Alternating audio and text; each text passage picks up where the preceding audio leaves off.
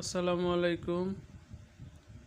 আমি শহীদুল ইসলাম উপজেলা দারিদ্র্য বিমোচন কর্মকর্তা হিসেবে আছি আর 47 বিসিএসে প্রশাসন ক্যাডারে সুপারিশপ্রাপ্ত হয়েছি। আজকে আমি একই রকম শব্দের ভিন্ন অর্থ এ বিষয়ে একটু আলোচনা করব। যেমন অবিহিত মানে যেটা উচিত নয়, অনুচিত। তারপর হচ্ছে বিহিত মানে হচ্ছে যেটা উচিত। তারপর হচ্ছে অভিরাম মানে হচ্ছে সুন্দর। আরেকটা আছে কিন্তু অবিরাম মানে সব সময়। তারপর হচ্ছে আরেকটা শব্দ হলো শরণ মানে হলো আশ্রয়। অশরণ তাহলে আশ্রয়হীন।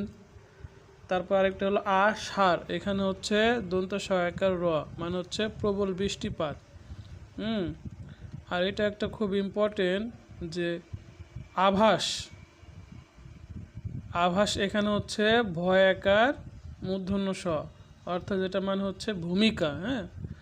আর আভাস মানে যেখানে দন্ত স সেটা মানে হচ্ছে ইশারা, এটা ভূমিকা হবে না, ইশারা। আচ্ছা, আর একটা হলো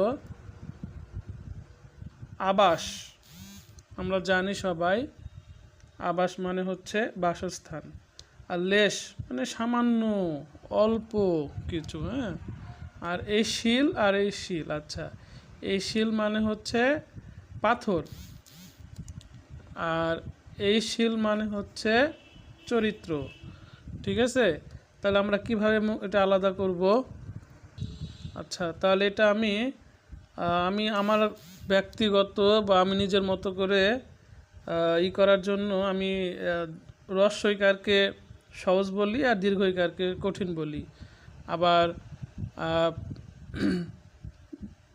হ্রস্বউকারকে বলি সহজ আর দীর্ঘউকারকে বলি কঠিন। তো যেটা শিল হ্রস্ব এটা মানে সহজ, ঠিক আছে, কারণ পাথর দেখো ভাই সব জায়গায় পড়ে থাকে, এটা সহজলভ্য জিনিস, তাই সহজ, তাই হ্রস্বইকার। আর চরিত্র গঠন করা কিন্তু খুব কঠিন কাজ, এজন্য দীর্ঘইকার। শিল। আচ্ছা, আর এখানে এই শ্বশ্রু, আর এই শ্বশ্রু মানে হচ্ছে শাশুড়ি। কীভাবে মুখস্থ করবো দুইটা আলাদা?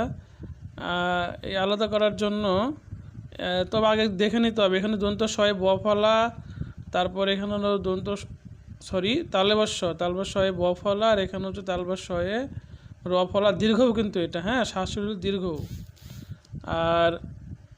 আর এখানে দন্ত শয়ে ম ফলা, তালবস শয়ে ম ফলা, আর এখানে হচ্ছে তালবস শয়ে র ফলা রস্য। আচ্ছা, একটা সহজ কীভাবে মুখস্থ করবো এই দুইটা?